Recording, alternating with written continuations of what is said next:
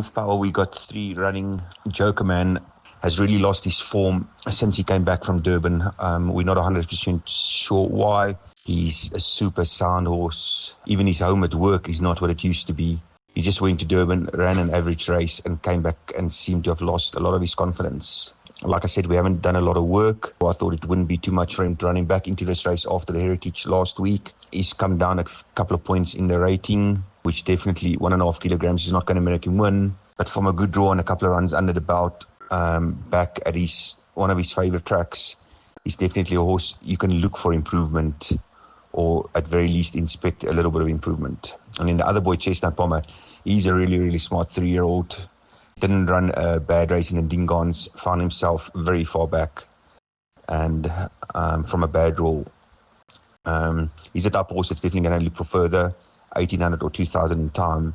So Miley's almost his minimum trip at the moment. And also nice to all 3 of those boys. We got lucky with decent draws here. I can't say I almost prefer him as the best of my 3, but I think in time he'll turn out to be the best of these 3 horses. So yeah, we're expecting 3 nice runs from these 3, and hopefully one of them can put hands up and win it for us.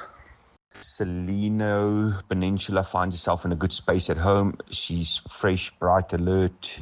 I've put up some decent work. Once last week when we actually had work tracks, it's been an absolutely horrendous time with tracks at Turffontein. But she's got a nice draw, and I feel this is a type of field where she can actually give a very good account of herself. She is also still a very immature filly, but I think in time she's going to be rather smart. So yeah, I definitely think she's in with a big shot in this field. Bakwena in the same race, also a very smart filly. A little bit more skittish, not mentally as forward as the other filly, but also another one in time when she settles down a bit, and she's a very untrusting filly. Once she starts trusting what racing is all about, she'll also be nice. She's a filly with a lot of ability. I just think right now the grey filly is a little bit more forward.